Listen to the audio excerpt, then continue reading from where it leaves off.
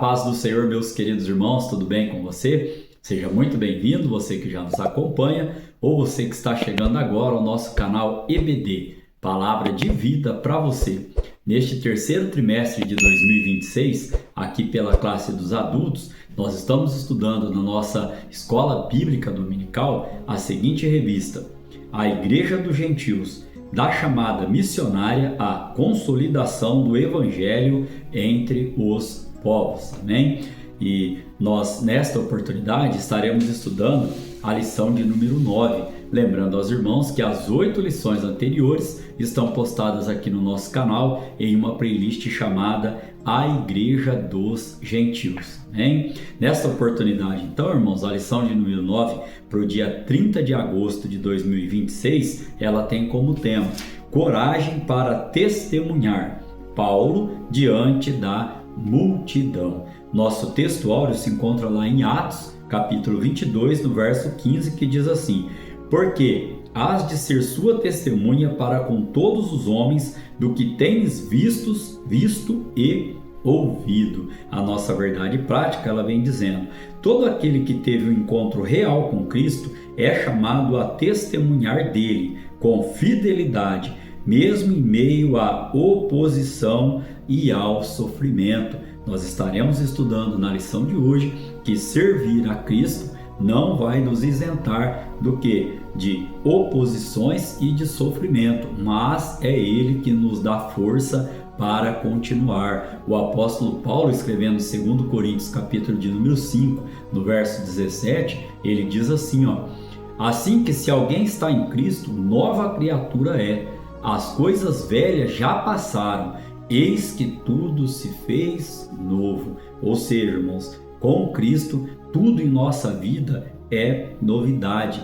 Tudo que nós fazemos é Ele que nos capacita, Ele que nos orienta e é Ele que também o que? É o bálsamo para as nossas dores e sofrimentos. Nós vamos estudar na lição de hoje que Deus usou ali a estratégia de sofrimento de Paulo para o que? Criar uma oportunidade para o nome dele, o nome do nosso Senhor ser glorificado. Nós temos como leitura bíblica em classe para a lição de hoje Atos dos Apóstolos, capítulo 21, verso 27, 28, 30, 31, 33 e depois o 39, e temos também Atos, capítulo 22, do verso 1 ao verso de número 7. O verso 27 do capítulo 21, ele diz assim, Quando os 7 dias estavam quase a terminar, os judeus da Ásia, vendo-o no templo, alvoroçaram todo o povo e lançaram mão dele, clamando: Varões israelitas, acudi, este é o homem que por todas as partes ensina a todos contra o povo e contra a lei e contra este lugar. O verso 30 vem trazendo, e alvoroçou-se toda a cidade, e houve grande concurso de povo, e pegando de Paulo, o arrastaram para fora do templo, e logo as portas se fecharam. E procurando eles matá-lo, chegou ao tribuno da corte o aviso de que Jerusalém estava toda em confusão. Verso 33. Então, aproximando-se o tribuno, o prendeu e o mandou atar com 2 cadeias e lhe perguntou quem era e o que tinha feito. Mas Paulo lhe disse: Na verdade, eu sou um homem judeu, cidadão de Tarso, cidade não pouco célebre da Cilícia. Rogo-te, porém, que me permitas falar ao povo. Verso 40.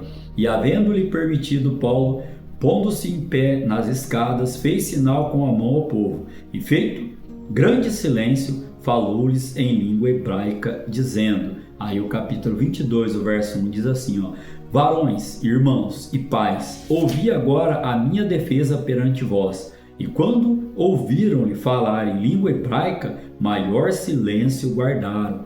Por quê? Porque essa língua era muito valorizada e respeitada por todos. E disse, no verso 3, Quanto a mim, sou varão judeu, nascido em Tarso da Cilícia, mas criado nessa cidade aos pés de Gamaliel, instruído conforme a verdade da lei de nossos pais, zeloso para com Deus, como todos vós hoje sois. O verso 4. Ora, persegui este caminho até a morte, prendendo e metendo em prisões tanto homens como mulheres, como também o sumo sacerdote me é testemunha e todo o conselho dos anciãos, e recebendo destes carta para os irmãos, fui a Damasco para trazer manietados para Jerusalém aqueles que ali estivessem, a fim de que fossem castigados.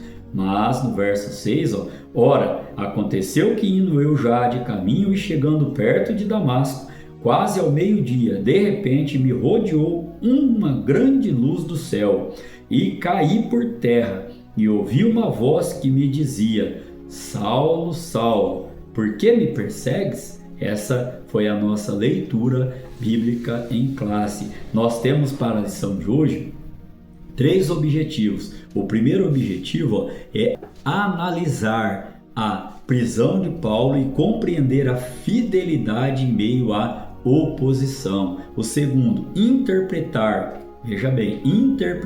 a defesa do apóstolo e reconhecer a sabedoria no testemunho público. E finalmente, o terceiro objetivo, aplicar o poder do testemunho pessoal à vivência cristã cotidiana. Vou falar agora e posteriormente também. Nós somos exemplo por vista, não exemplo por fala. Nós somos exemplo por testemunho. Nós temos como parte motivacional para a nossa lição de hoje, saber que a experiência com Cristo possui valor formativo e evangelístico, e isso nos fortalece, fortalece a nossa identidade e o nosso propósito como cristãos. Amém? Nós temos também para a lição de hoje, norteados por estes objetivos, 3 tópicos. O primeiro tópico, a prisão de Paulo em Jerusalém. O segundo tópico, a oportunidade para testemunhar. No terceiro tópico, o poder do testemunho pessoal. Hein? Nós temos como palavra-chave, irmãos, para a nossa lição de hoje, a palavra coragem. E a palavra coragem, ela quer dizer o quê? Que é aquele que se mantém firme diante do quê? De um risco, diante do perigo, ou seja, é bravura. Neste conceito da lição que nós estaremos estudando, Paulo ali, mesmo preso, açoitado, mesmo caluniado, ele não voltou atrás, ele se manteve o quê? Firme, se manteve corajoso para falar do Evangelho, para falar do amor de Cristo. Nós temos como parte de introdução para a nossa lição de hoje, que nesta lição nós vamos entender, ela nos convida ao quê? A contemplar o testemunho cristão não apenas como prática eclesial, ou seja, não como disse lá na nossa verdade prática, não como somente nova criatura, não somente como uma prática, um hábito que nós temos que ter eclesiasticamente falando, mas o que? Como expressão da experiência com Cristo e em Cristo. Também nessa parte de introdução, podemos trazer que Paulo presta relatório aos líderes da igreja e glorifica a Deus pelo avanço do evangelho entre os judeus e também entre os gentios. E ainda o apóstolo Paulo, ele vai enfrentar o que? Agressões, prisão e falsas acusações, mas ele transforma esta adversidade em oportunidade do que? De testemunho e de divulgação, de revelação e fidelidade a pregar o amor de Cristo ali, em meio àquele sofrimento. Então, caminhando agora para o tópico de número 1 da nossa lição, a prisão de Paulo em Jerusalém. Nós temos aqui 3 subtópicos para estarmos estudando. O primeiro subtópico, a conspiração dos judeus e a falsa acusação de profanação do templo. Olha só o que aconteceu. Os judeus ali,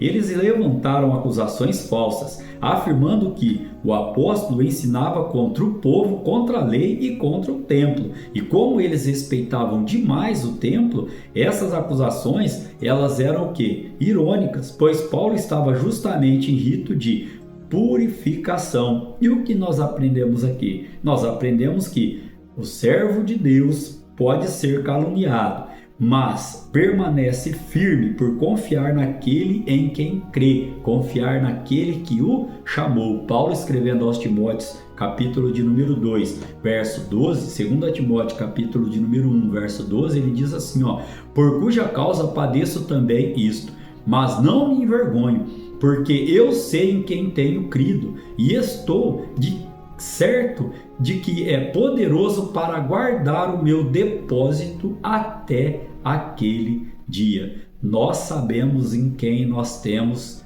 crido, né? Em quem nós cremos, por isso nós não paramos diante da adversidade. O subtópico de número 2 ele diz, a divisão do templo em Jerusalém. Como estava dividido ali o templo? O segundo templo possuía átrios bem definidos. Olha só, o átrio dos gentios, que era aberto a todos, o átrio das mulheres, o átrio de Israel, exclusivo aos homens judeus, e o átrio dos sacerdotes. E essa estrutura explica a gravidade da acusação contra Paulo, como nós vemos lá em Atos, capítulo 21, no verso de número 28. E também revela o quanto a pureza do templo despertava emoções intensas entre os judeus. Eles estavam acusando ali, socorro, socorro, alguém gritou ali no verso de número 28, socorro, socorro, acudi, este é o homem que por todas as partes ensina a todos, contra o povo, contra o templo, contra a lei, Então, por que eles levavam isso muito a sério? Porque Paulo estava ali pregando o evangelho de Jesus Cristo, Então, o terceiro subtópico, dando sequência aqui, a intervenção das autoridades romanas. Aqui, Paulo foi preso e acorrentado a 2 soldados, cumprindo a profecia de Ágabo, lá em Atos 21, capítulo de número 21, verso de número 11. Então, o que nós vemos? Contudo, Deus preservou a vida do apóstolo por meio da autoridade civil, mostrando que a soberania divina atua mesmo em contextos hostis. E o que serve para a minha vida e para a sua vida? Que a fidelidade a Cristo não isenta do sofrimento, como disse aos irmãos lá atrás, mas assegura que Deus está no controle, ou seja, Deus continua no governo de todas as coisas. Ele está usando o processo para nos moldar para um propósito maior, Nós estaremos caminhando agora para o resumo deste tópico de número 1, que diz assim, o apóstolo Paulo é preso injustamente por causa de uma conspiração, mas Deus conduz a situação. É Deus que está no controle de todas as coisas. Amém? Caminhando para o tópico de número 2, nós temos a oportunidade para testemunhar. Temos também aqui 3 subtópicos. O primeiro, Paulo pede licença para falar ao povo. Mesmo algemado e cercado por hostilidade, Paulo demonstra equilíbrio espiritual e lucidez. Olha só, em vez de se entregar ao desespero, pede licença ao tribuno para falar ao povo. Irmãos, nós nunca devemos perder o nosso autocontrole. A situação pode estar a mais complicada que for. Temos que estar confiantes e sempre o quê? Clamando e crendo que Deus está no controle. Por quê? Porque Paulo transforma aquela prisão ali, em oportunidade para testemunhar. Sua postura revela que um servo cheio do Espírito Santo não perde a compostura diante da injustiça. E o que nós aprendemos? Nós aprendemos aqui que até em situações adversas, nós podemos ser usados por Deus para falar do seu amor e da sua bondade, O segundo subtópico diz assim, o uso da língua hebraica para ganhar a atenção. Aqui, irmãos, olha que interessante, assim como Estevão, lá em Atos capítulo de número 7, a partir do verso 2, Paulo se dirige a eles como irmãos e pais, demonstrando respeito e pertencimento. A escolha do idioma não é casual, mas estratégica. Revela sensibilidade cultural e sabedoria missionária. Por quê? Porque Paulo vai falar em hebraico, mais especificamente em aramaico, que era uma língua profundamente valorizada, como eu disse aos irmãos lá no início da aula. E o que nós aprendemos aqui, irmãos? Nós aprendemos que A verdade do Evangelho deve ser comunicada com clareza e com o quê? Discernimento. E aqui Paulo escrevendo a 1 Coríntios capítulo 9, verso 20 ao 22, ele diz assim, e fiz-me como judeu para os judeus, para ganhar os judeus, para os que estão debaixo da lei, como se estivesse debaixo da lei, para ganhar os que estão debaixo da lei, para os que estão sem lei, como se estivesse sem lei, não estando sem lei para com Deus, mas debaixo da lei de Cristo, para ganhar os que estão sem lei. Verso 22, fiz-me como fraco para os fracos, para ganhar os fracos. Fiz-me tudo para todos, para por todos os meios chegar a salvar algum. Olha que palavra forte. Nós falamos neste segundo subtópico aqui, que ele usa ali, ele fala em hebraico, mais especificamente em aramaico, porque já criou aquele vínculo ali com o povo que estava. Então a Bíblia diz que ele se fazia de fraco para ganhar os fracos. E lógico que daqui a pouco nós vamos ver o testemunho, a formação do apóstolo Paulo, né? Isso que é interessante. Deus dá a estratégia para nós podermos falar com quem quer que seja. E o próprio apóstolo Paulo, ele vai dizer em Colossenses capítulo 4, verso de número 26, que a nossa palavra tem que ser o quê? Agradável, temperada com sal, para que saibamos como responder a qualquer um que venha falar conosco. E foi o que ele fez aqui, ele chama aquele povo ali, como o Estevão falou, irmãos e pais. Ali ele já ganhou o quê? A atenção, já ganhou o respeito do povo que ele estava falando. O terceiro subtópico vai trazer coragem para testemunhar em meio à hostilidade. Aqui Paulo não suavizava o passado, nem esconde o chamado recebido, mesmo sabendo que mencionar sua missão entre os gentios provocaria nova reação violenta. Sua fidelidade ao testemunho o leva a enfrentar risco pessoal, mas também a recorrer legitimamente à sua cidadania romana. Então tiramos uma lição importante aqui, qual? O Espírito Santo concede ousadia para testemunhar, mesmo em ambientes hostis, preparando o caminho para novas oportunidades de defesa do Evangelho. Olha que lição maravilhosa. O resumo diz assim, deste tópico. Preso, Paulo transforma defesa em oportunidade de testemunho. Caminhando para o nosso terceiro tópico, nós temos o poder do testemunho pessoal. Aqui nós vamos ver que a formação de Paulo, mesmo se fazendo fraco ali para ganhar alguns, olha só a formação do apóstolo, a vida de Paulo antes da conversão. Olha só, Paulo inicia seu testemunho lembrando quem era antes de encontrar a Cristo. Judeu zeloso, formado em Jerusalém aos pés de Gamaliel, um dos mestres mais respeitados do judaísmo. E aí ainda podemos trazer aqui que ao recordar esta fase, Paulo demonstra que a religiosidade em Cristo pode produzir o que? Dureza, perseguição e o que? Cegueira espiritual. Escrevendo, Lucas, em Atos capítulo 9, verso 2, ele diz assim, e pedindo-lhe cartas para Damasco, para as sinagogas, a fim de que se encontrasse alguns deste caminho, quer homens, quer mulheres, ou conduzisse presos a Jerusalém. Ou seja, ele estava ali em uma cegueira espiritual. Mas vamos continuar aqui para o subtópico de número 2, que vai nos trazer o encontro com Cristo no caminho de Damasco. Aquele que tem um encontro real com Cristo não permanece da mesma maneira. Paulo mesmo vai nos ensinar. Nós somos o quê? Novas criaturas. Olha o que diz, a narrativa avança para o ponto decisivo de sua vida, o encontro pessoal com o Cristo ressurreto.